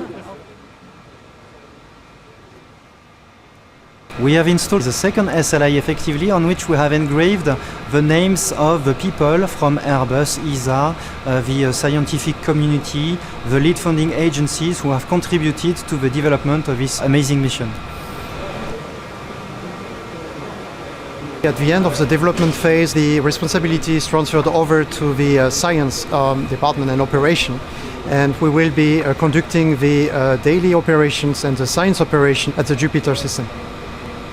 This is the first time I see it in a final configuration, so this is really a turning point for me to see this amazing machine that Airbus and ESA have built together, and which will be hopefully my friend for the next decade also. Today, as we speak, we are doing what we call the countdown rehearsal, so that's the first trial of the final launch chronology that we do in order to test this very important phase for the launch of JUICE. I've never been to Peru and never been to South America, so it will be pretty impressive, I'm sure. Especially to just see the rocket live. It's like a dream come true. The job makes you, of course, travel a lot, and it's a job that people tend to do while they are young. But this, of course, makes it more fun for me because people are more or less my age, so we also do stuff in our private time. Actually, most of us are also friends privately, and that, yeah, I think if you travel a lot and you're on campaigns a lot, this is a crucial part of still enjoying your life, because you will be spending a lot of time with those people if you're working in AIT. The thing that made also JUICE for me so interesting to have this big international team where everyone really adds on their own perspective, and it really is what makes it fun. Like working together with the people and everyone putting in their knowledge, and then together you really feel like you can do great stuff.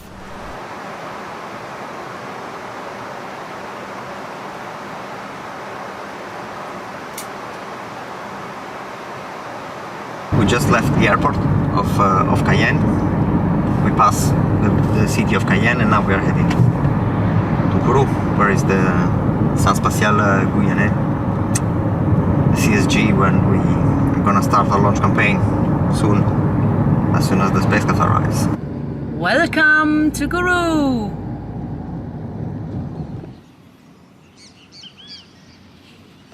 Today I'm here to witness and wait the Antonov landing that is carrying JUICE here in French Guiana to head after to the Centre Spatial for starting the launch campaign and all preparation activity. So it's big excitement today because finally the spacecraft is arriving, so there's no way back.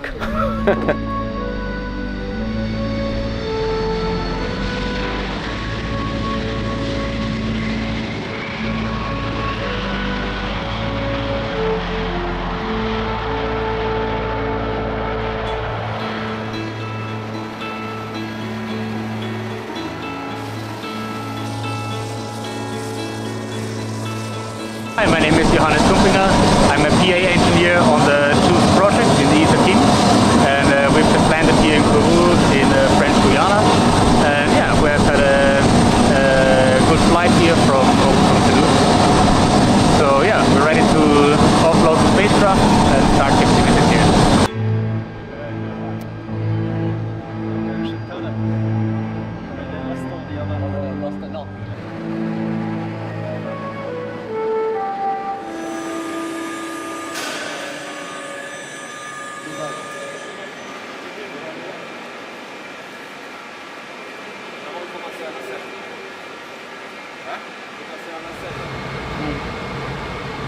We're switching on the spacecraft for the first time in Kourou.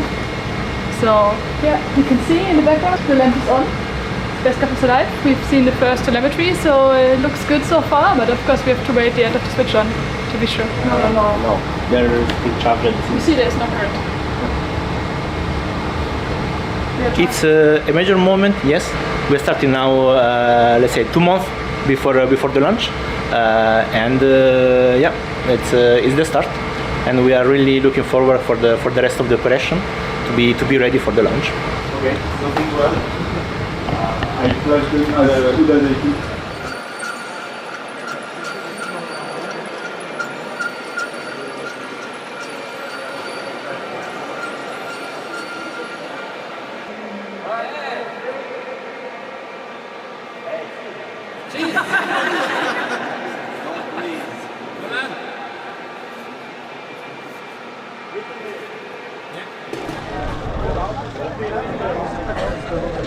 Today we are here to witness our rocket coming out from the bill, bâtiment intégration lanceur, and going to the BAF, bâtiment assemblage final.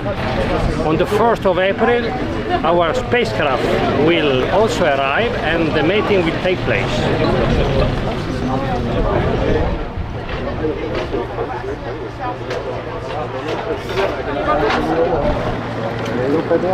To think that this is gonna go up to Jupiter for a 9-year journey after working on it actually for 9 years.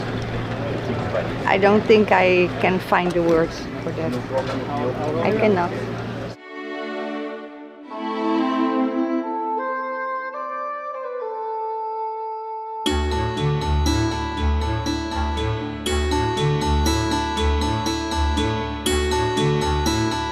So when you launch a spacecraft, you put a logo on the fairing of the launcher. The fairing is the nose of the launcher that encapsulates the spacecraft, that opens up once the spacecraft is in space and continues its journey. And since for us JUICE is very special, we had to create a special logo. Many children dream to be explorers when they grow up. And what a fantastic explorer can be JUICE. Exploring this mysterious icy moon around this gas giant, which is Jupiter, and going to look for the condition to sustain life. If life one day will be discovered in one of these icy moons, it will be our children to discover it. So we wanted to see how JUICE is seen through the eyes of the children. We launched the JUICE Up Your Rocket competition, open to all the children of the world. The response was overwhelming. We received over 2,600 entries from 63 different countries.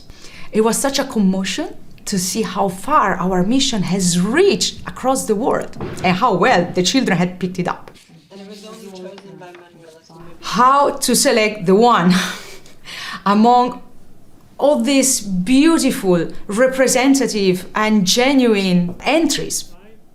We had several rounds of reviews, and besides selecting the one that will go on the fairing, we selected also further 12 beautiful artworks that will constitute the calendar of JUICE, plus one additional special mention. 407 You should from keep it down Switzerland. for the next round. Yes. Yeah, this is in fact, from my perspective, is one of the 12.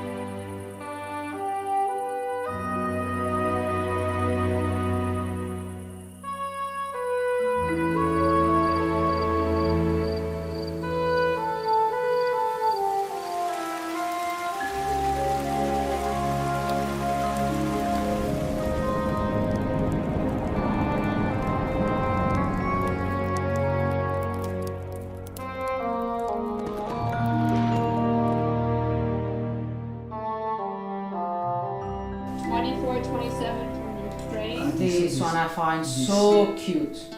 This one we keep it, huh? Yes, we have to keep this one. Yeah, this is really cute. This is really cute. So sweet. So we keep 24, 27.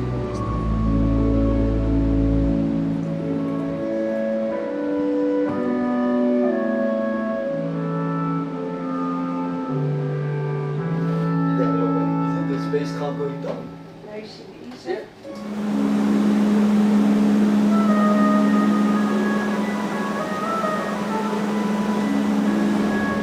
still moving a bit. It takes very long.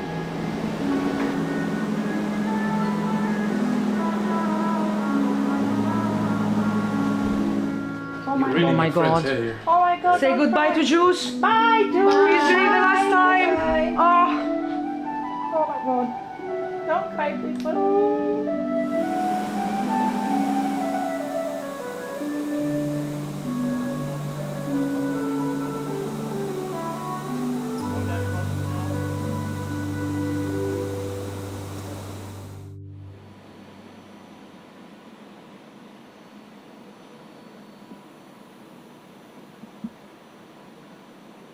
So both the launcher and the spacecraft are ready. On Saturday we had the launch readiness review, and the fact that now we are ready for the rollout, it's proof that we are in a good status from launcher point of view. The spacecraft as well is ready.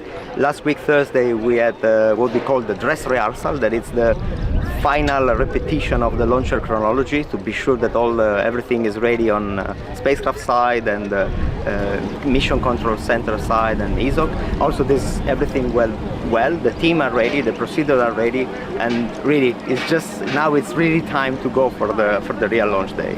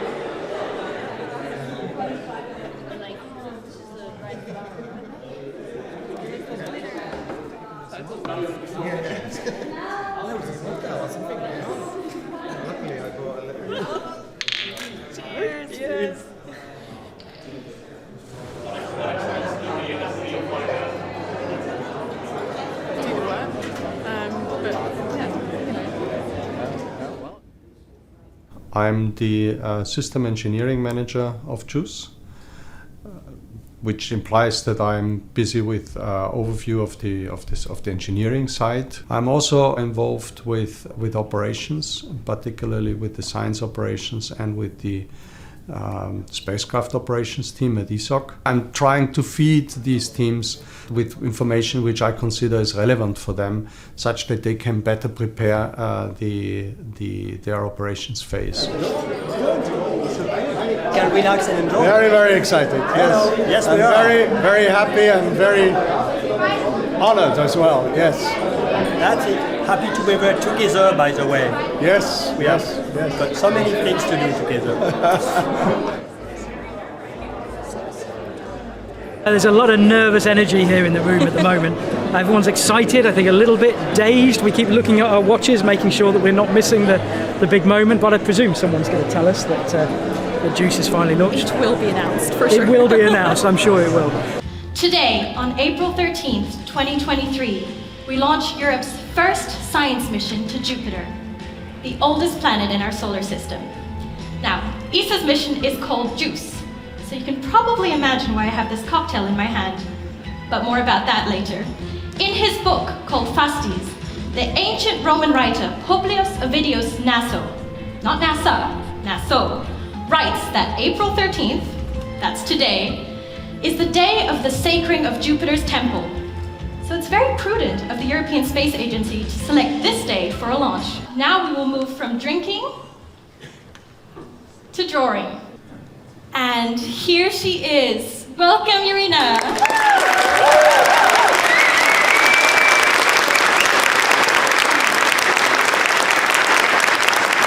Congratulations for winning the first prize at Produce Art Competition. So you were 8 years old when you painted this drawing, and now you're 10. 10. At what age did you start getting interested in spaceflight and the cosmos? I come from Zhytomyr in Ukraine, where Sergei Galileo was born, the first rocket designer. Our city has a wonderful cosmonautics museum. I used to go to the museum almost every week. I was inspired by astronauts and been interested in space. I often drew space stories and built models of satellites. That's so cool. Now, I've also heard that you started drawing way before you started walking. And your picture does show a lot of professionalism. Can you tell us a bit about what your painting shows? I want to portray and give human image of the Earth, Jupiter and its satellite. Each of the satellites of Jupiter has its own character. Europa peek out from behind Jupiter, Ganymede looks surprised and Callisto sleep. My pictures show that Earth and Jupiter are friends and wants to play together. Earth gives Jupiter a toy of satellite and he become friends and play. My planet have human face because space have a soul and a character. That is wonderful and it is an amazing painting. Thank you so much, Irina.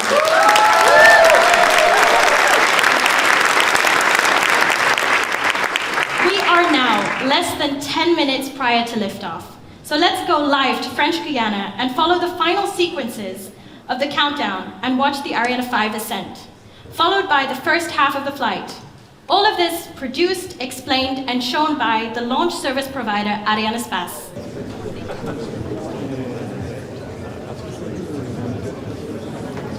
All right, ladies and gentlemen, I've just heard from our event director that we have some information about the JUICE launch that we would like to share with you. And for that, I would like to welcome on stage Fabio Favata.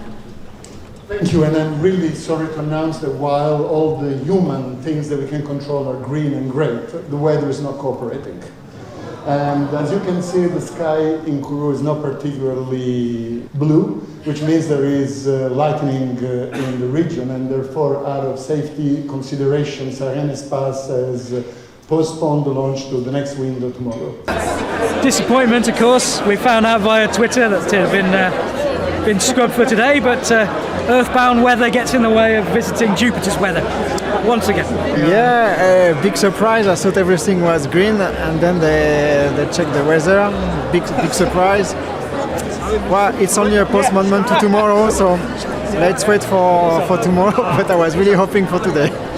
Well, you know, it's life in space. We have to wait for the best. I'm sure tomorrow will be good, or the day after. The guys were already saying it, right? Like, after all this time, like, one day is not so much.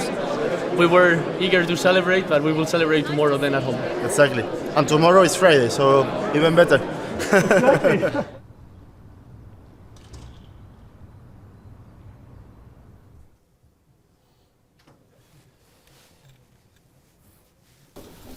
So right now we're in the project support room. Behind that wall we have the mission control room, where we have the mission control team from ESOC. They are the ones that can interface with the spacecraft and send commands to the spacecraft. So in this room we have a team of colleagues from Airbus, from the prime contractor, and from the ESA team. In each station we have one person from Airbus, one person from ESA, and what we do here is we are monitoring all the telemetry from the spacecraft, and we are supporting the mission control team. So in case they have any question, anything that is not nominal, or anything that they don't have the time to check in real time, we can help them from here and help them to make decisions and to take whatever action they need to take. So we have here a station for propulsion. We have Steve from Airbus and myself. Then one for thermal. We have Romain and Séverine. One for power. We have Manfred and Sam. Here we have Ronan, that is monitoring all the deployable appendages. Then attitude control, where we have Jonathan and Pascal. Then we have onboard software and avionics. We have Luc and Florent. Here we have Eric, who is the team leader, who is the one that communicates with the mission control team. And then the last one is communications. We have Robert and Davide. As I said, in each station, always one ESA person and one Airbus person. The whole beginning to end, actually. So one of the few we're All stations, this is OD on the briefing loop for the roll call. Please reply on my call with your call sign and your status go no go. OM. OM. Go. Some go. Data handling. Data handling go. AOCS. AOCS go. Platform. Platform go. Flight dynamics. Flight dynamics go.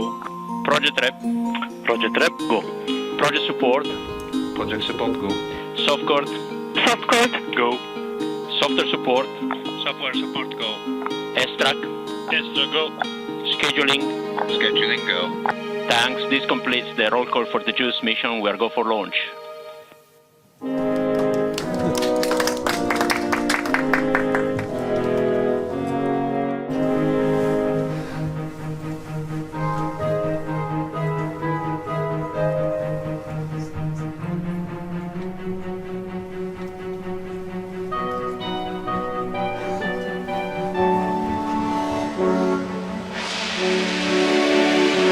À tous de DBO, attention pour le décompte final.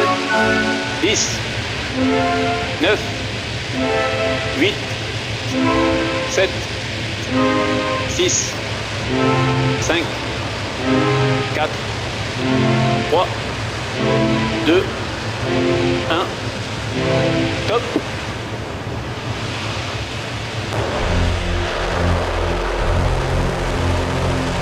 Allumage Vulcain. Allumage AP, décollage.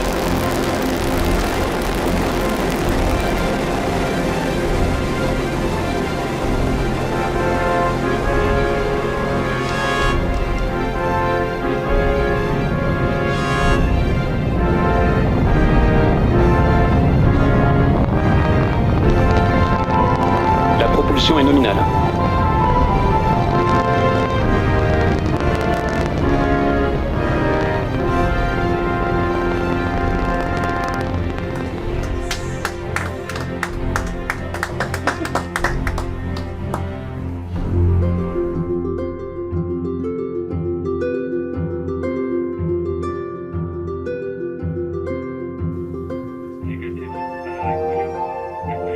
Séparation JUICE confirmée. And this has been confirmed that the spacecraft is safely separated on its targeted orbit.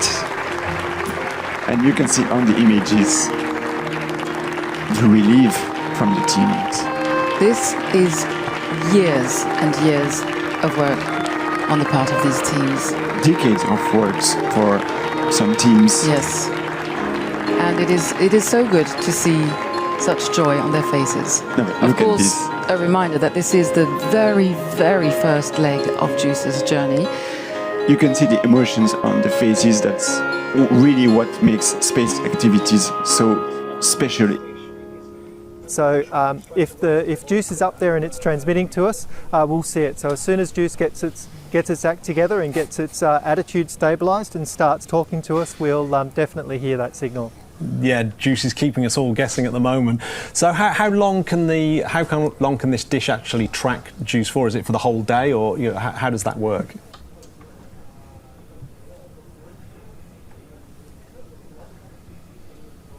Yeah, so our nominal mission tonight will be about 7 hours from AOS right the way through to what we call LOS, loss of signal. So we'll track up into the sky up to about 50 degrees, and then while we're doing that, JUICE is moving away from the planet and the planet's rotating underneath JUICE. So it'll actually come up, and rather than going over the other side like a normal satellite that's in Earth's orbit would do, it'll actually go up and then come back down as the spacecraft moves away and as the Earth rotates underneath.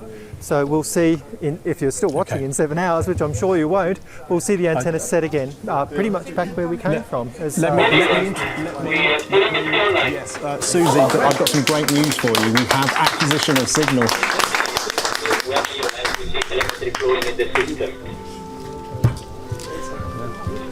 EMS OD, we have AOS, and we see telemetry flowing into the system.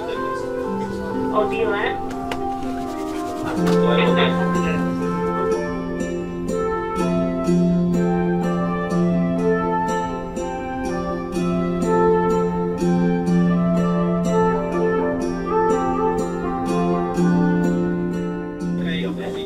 has clearly happened. Yes, but we would have expected latch. There we go. Yes. Microfit, do we show it live on Flash by Week? We are missing one. Yes. Yeah. See it? Yeah. So no. We were very complimentary. It's been a great ride. Do this again. Do it again. Yeah, there is a mission, so we are really excited and also relieved because, yeah, the solar array deployed and we got telemetry and so on. Now we are on the way to Jupiter, and everything has to be done to take the science that we expect from this wonderful mission, which is just now on its way.